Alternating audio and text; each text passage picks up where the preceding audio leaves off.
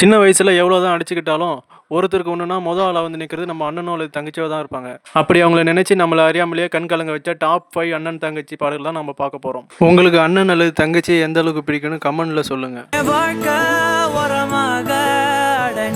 5th பிளேஸ்ல சசிகுமார் மற்றும் ஜோதி ஆகிய இருவரும் அண்ணன் தங்கச்சியா நடிச்ச உடன்பிறப்பே படத்துல வர இந்த பாட்டு.